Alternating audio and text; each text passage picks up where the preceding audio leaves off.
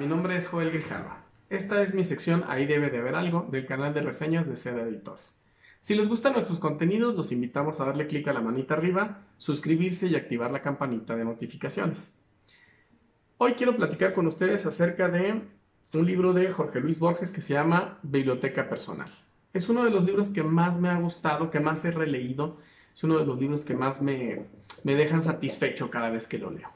Borges obviamente es un autor muy conocido, es muy leído, celebrado en muchísimos idiomas, pero también es un lector muy famoso. Él estaba muy orgulloso de los libros que había leído y siempre tenía una opinión acerca de los libros que había leído, aunque fuera muy cortita, pero siempre tenía algo que decir de las lecturas. En 1985, una editorial lo invitó a hacer una selección de 100 libros y colocarles un prólogo al inicio. Y estos 100 libros iban a ser una especie de biblioteca personal de Borges que tú podías comprar y que tenías la certeza de que valdrían la pena porque te los recomendaba Borges. Jorge Luis Borges alcanzó a escribir 64 de los prólogos que se incluyeron en esa colección, y esos prólogos se reunieron en un librito que está aquí. Y es eso, el libro es una colección de prólogos con un prólogo 65, que es justamente el prólogo al libro de prólogos. Y yo creo que es uno de los mejores ejemplos de la precisión, de la concisión, del humor y el amor por la lectura de Borges. Esta selección de libros que hizo se basaba en sus preferencias. No hay un orden cronológico, no hay una justicia geográfica. En realidad son libros que le gustan y libros que recordaba con cariño. Por ejemplo, los de H.G. Wells comenta que los leyó, fueron los primeros que leyó y que quizás serían los últimos que leería. Hay cuentos, hay novelas, hay poesía, hay ensayos, hay textos religiosos. En todos esos libros fueron elegidos por Borges para aparecer.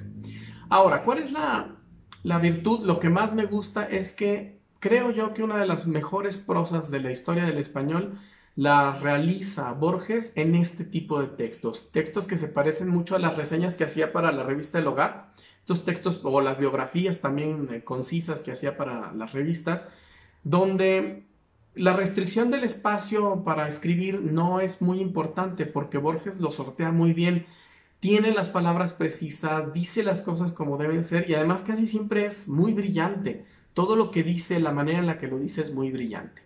En esta colección de 64 prólogos no voy a mencionar lo que dice de cada uno de los autores y de los textos que eligió, pero hay una pequeña colección de frases o de cosas que dijo que me gustaría que escucharan. Sobre Cortázar, que es el primero de los libros que eligió. Cortázar era un joven cuando Borges lo conoció. De hecho, Borges le publicó su primer cuento. De Cortázar dice Borges: nadie puede contar el argumento de un texto de Cortázar. Cada texto consta de determinadas palabras en un determinado orden. ¿Por qué me gusta esto mucho? Porque es cierto sobre Cortázar lo que dice Borges, pero también es cierto sobre Borges. Si alguien en la literatura elige las palabras precisas, como Twain, como Cortázar, es Borges.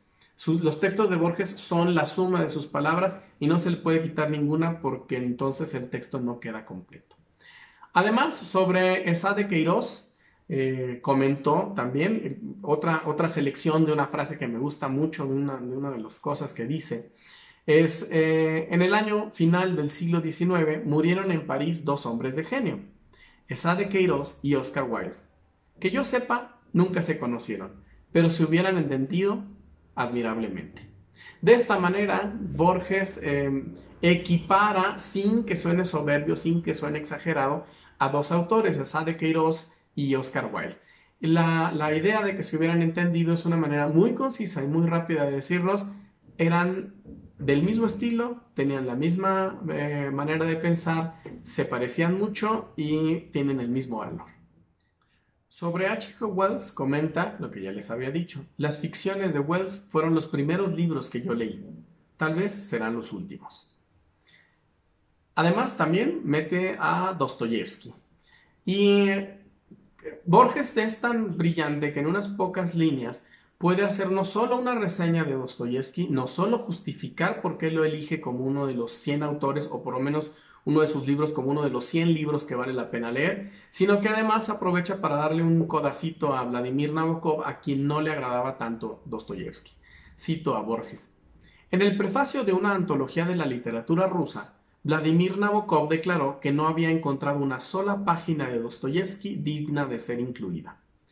Esto quiere decir que Dostoyevsky no debe ser juzgado por cada página, sino por la suma de páginas que componen el libro. Nabokov es muy famoso, es muy conocido y es muy admirado. De hecho, escribió una de las grandes novelas en inglés de toda la historia, que es Lolita.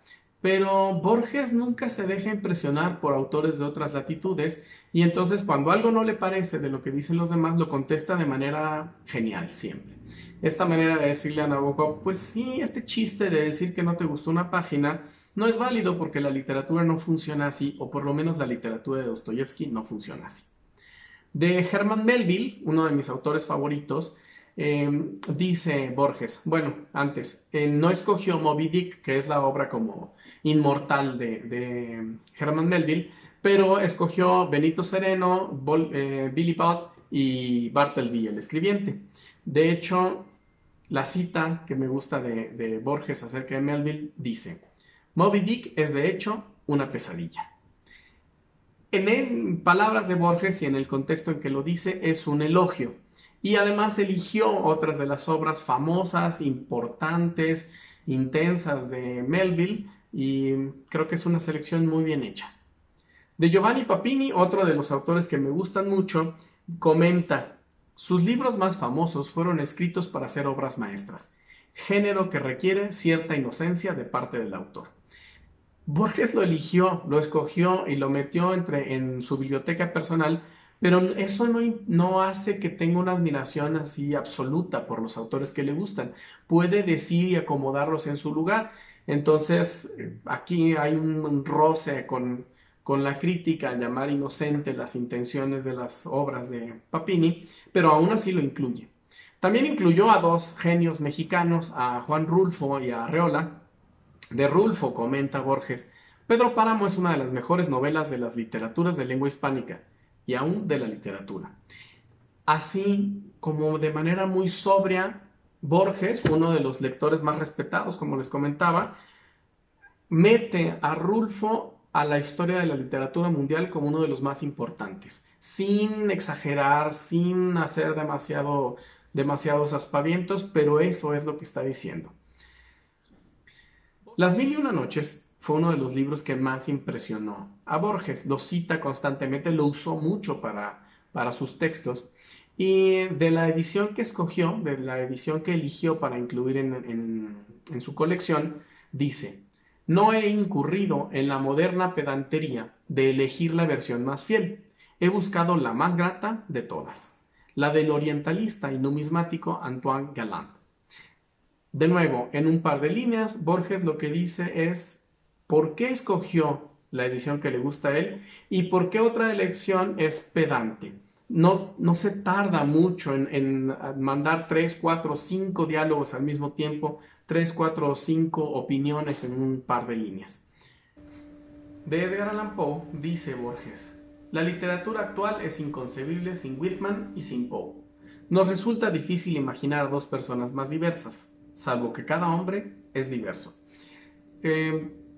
Aprovecha para elogiar a Whitman, son un par de líneas esto del prólogo, aprovecha para elogiar a Whitman y además con su humor característico hacer una observación acerca de lo inútil que es decir que dos personas son distintas cuando todos somos distintos. Entonces Borges manda 2 o 3 o 4 discursos al mismo tiempo cuando está escribiendo. Sus prólogos son un ejemplo de eso, es la capacidad de decir 3 o 4 o 5 cosas simultáneamente. De Voltaire, Borges eligió una colección de cuentos. Una de las frases, tengo 2 frases aquí elegidas, una de las frases que aparecen en el prólogo sobre los cuentos de Voltaire es una de las vanidades del vulgo y de la academia es la incómoda posesión de un vocabulario copioso. Y después agrega, el estilo de Voltaire es el más alto y límpido de su lengua y consta de palabras sencillas, cada una en su lugar. Cierro esta reseña con esta observación de los gustos de Borges. Si recuerdan, sobre Cortázar dijo algo muy similar a lo que dice sobre Voltaire. Lo importante es el uso de las palabras. Para Borges, los textos de Cortázar no podían ser modificados, es decir, los textos de Cortázar eran la combinación de todas sus palabras en ese orden preciso. Y sobre Voltaire dice algo muy sencillo, pero muy parecido. Es el que mejor las utiliza y el que mejor las pone en su lugar. Y por supuesto eso también es el estilo de Borges. Los 64 prólogos son una pequeña joyita cada uno, de concisión, de humor, de inteligencia, de brillantez y de una de las mejores prosas de la historia. Gracias. Esto fue Ahí debe de haber algo, de Seda Editores.